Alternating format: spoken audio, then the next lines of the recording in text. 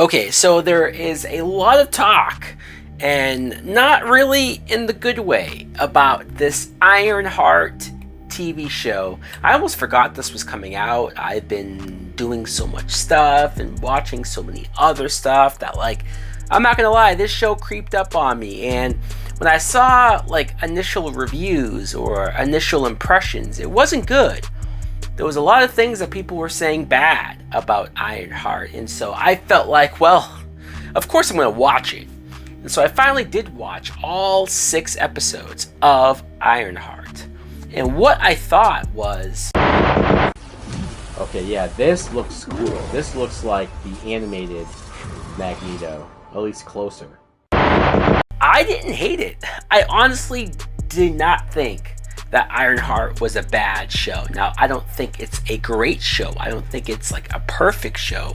And for the people who maybe you tried to watch the first episode, or maybe you got 2 episodes in and then you bowed out, I honestly get it. I honestly understand why, at least the non-racist people, because there is a lot of people who they won't watch a show about a black character or a black female character for some very dumb reasons. And that's not the people that I am relating to or talking to right now. I'm talking to people who have an open mind, and they tried to watch the show, and maybe they just thought it was too silly or too over the top, or just had too many things that they couldn't vibe with at first.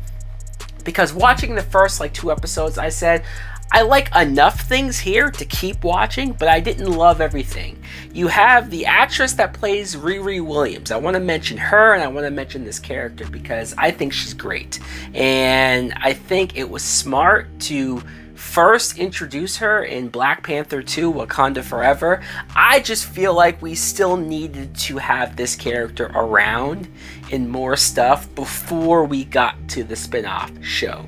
I mean, maybe if this spin-off show came out a few months after Black Panther 2, or even the following year, that at least is close enough to where this character is on people's minds. Or if she was even in Black Panther 2 more, people would have felt like, ooh, I can't wait to see her own series. It's been too many years, it's been too long, that I think there is enough people who at now don't care about the Riri Williams character, and that sucks because I think she had a lot to offer here. I thought the actress was great, like I said. I even liked the idea of her dealing with the death of her stepfather and her best friend Natalie. I thought, okay, this is heavy, this is dark, this is something that, like, whenever you have a character dealing with tragedy, and they had a twist of, like, it's not just her parents, like both her parents, it's not just, like, they at least changed the dynamics of it's a stepfather and it's her best friend. So I thought that was unique and different. And then they made the best friend Natalie into an AI. And I get in concept, you know, if this character Riri is the successor of Tony Stark, Iron Man, in like the aesthetic kind of way, then sure, having her have an AI like a Jarvis makes absolute sense. And the way how they set up why this AI looks like her best friend, why this AI is Natalie, I'm like, okay, fine, it came from her own brain, it happened like unconscious of her, like that's fine, that's cool. And I didn't mind the actress that played Natalie. I just thought in the beginning it was way too silly, it was way too goofy. I'm not somebody who hates on Marvel doing comedy, because I think for the most part comedy is good for some of the Marvel properties and the superhero content, but I thought the subject of her dealing with the deaths of those characters, it was very jarring to have this Natalie AI character be as silly and goofy as she was. I eventually got used to the personality of this AI, but it was jarring and it was glaring, and I can see why, if that was a big reason why people were turned off to just watching more of that. Also, Riri getting recruited by this group of criminals, and you see that Anthony Ramos is like the head of it. They call him the Hood. He has this cloak hood type deal that's like putting scars on his body, and you know there's something deep and dark about that. I don't think this group of criminals were interesting enough, like at least to want to keep following. I mean, I like the idea of Riri getting roped up into maybe a group that she thought initially were some decent people, and they end up being bad people.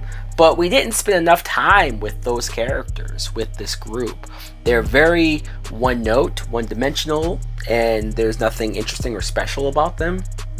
They make decisions and they either go along with the Hood, Anthony Ramos, or they go against him at points where I'm like, what? I don't even understand these characters and why they do the things that they do. Alden Ehrenreich, who is an actor that, because he played the young version of Han Solo and he took the role from Harrison Ford, people felt a certain way about him, or that movie, me included. But I've seen him in things since then to where I'm like, you know what? He's a good actor. He's a much better actor than even I probably gave him credit for.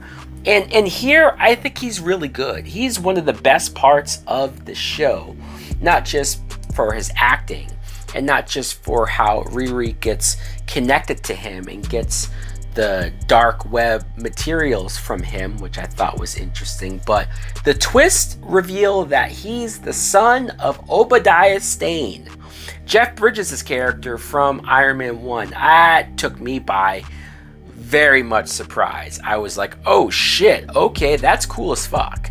And that's a character that I would like to follow, especially because he somehow knows that his father was doing some shady shit, and he was trying not to become a criminal like his father, or he was trying not to follow those footsteps. And seeing the bad luck that this character got and where he ended up, I just kind of appreciated what he was doing there. I think by the end, the later half of the series, they lose faith in this character, or they don't really know what to do with this character. I mean, I'm sure if this was going to get a season 2, which I don't think it's going to happen now, it seems like not enough people gave a shit, or not enough people were watching this show, and a lot of people, unfortunately, in bad faith, reviewing bombing this show, that I don't think a season 2 is likely. But maybe they had a lot more plans for this character. Maybe they were planning on doing more with him. But what they do with him getting powers, him being under control by the Hood, I just was like, this is all very dumb. There's so much other interesting things that you could have been doing with Alden Ehrenreich's character other than this. I heard that there was a bunch of reshoots with this show, so I don't know if the reshoots were because of the writer's strike, or because of the actor strikes, because of the retooling of Marvel and the direction of Marvel in general. Or I don't know if maybe genuinely the show originally wasn't that good, or it was even worse than what people think of it, and they were trying to fix it. Maybe what is good about the show is because of the reshoots, but I could feel some of the weird moments that felt like reshoots or felt like re-editing. Like even one scene when Anthony Ramos' character, when he finds out that his cousin or whatever was left for dead by Riri, the moment when he tells the criminal group, the gang, when he's like, hey, she's the one who killed John, I want you guys to go kill her. Like the way that was shot and edited and presented felt very rushed, felt very amateur, and felt very just bad. And from that point on, it felt like there was a lot going on, that the show was trying to focus, and there was too much there. Like even Natalie's brother, Xavier, I think his name is, that's a character that I could have done without completely. I didn't care much about him or whatever, maybe romance or whatever they were trying to establish with him and Riri. I just didn't care about any of his scenes or that character. I did like Riri's mom and her relationship, wanting to help her daughter and be there for her. The dark magic stuff, I was okay with Anthony Ramos, the Hood. I was okay with his hood, his cape, coming from dark magic. They threw references at Dormammu, and I liked that was sort of coming back. We haven't heard Dormammu's name since the first Doctor Strange movie, and so I thought that was cool. The reveal, though, that it's not Dormammu, that it's actually Sacha Baron Cohen as Mephisto, that was great. That was great. Now, Mephisto is a character that people have been wanting to see show up in the MCU ever since WandaVision. And you could argue that it's 5 years too late. You could argue that maybe they should have introduced him in WandaVision, because even with what he brings, what a character like Mephisto brings, and how alluring he is, how tempting he is, how charming he is, and how potentially evil he is, the influence that he can put onto a character that does take up his offers. I mean, this cliffhanger is pretty wild. The scene, or the scenes, plural, with Sacha Baron Cohen as Mephisto is some of the best scenes of the show. I almost wish we were introduced to Mephisto sooner so that we had more of his stuff. And I think that would have kept people's attention, or if that had come out sooner, people would have been a lot more into that. I feel like, thinking back of like, man, if we did have Mephisto in WandaVision, if Wanda had taken Mephisto's offer, and that's why Wanda turned bad when she did in Doctor Strange 2, a lot of that would have made a lot more sense, but let's not talk about that. Let's talk about this. I think that there is some good ideas in this show. I think there is some interesting things in this show, but I did feel like there were times when the humor was a little forced and a little too silly. There were times when I thought that either the reshoots or the rewriting or whatever was done to retool the show and present it, I think a lot of that was rushed, and a lot of that just came across not well. And also, I think that the third act, or the last half of the show, it sort of leaves a lot to be desired, because this cliffhanger, it's a good cliffhanger, but it doesn't feel like we're ever going to follow this up. It feels like Marvel, as much as I've been still behind Marvel, as much as I've still been interested in what Marvel has to offer going forward, I do feel like we've had too many shows and too many movies that set up interesting things and sets up these cliffhangers that don't go anywhere, or that we haven't seen in 3, 4, 5 years. It's taking too long to get these payoffs. And a character like Mephisto should not just be thrown in only to have no real plans for him.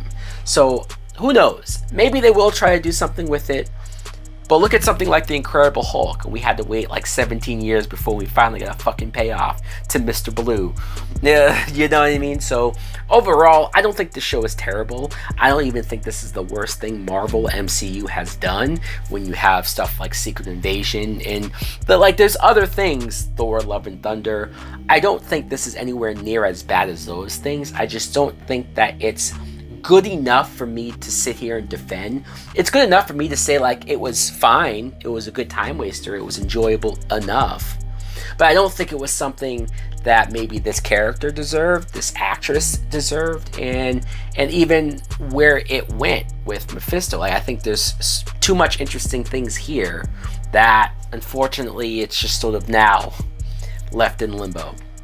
So guys, let me know in the comments below, what did you think of Ironheart? Do you think that the criticisms and the anger and the review bombing is justified, or do you think that this show is better than what people are giving it credit for? Thanks for watching. Like, comment, subscribe. Later!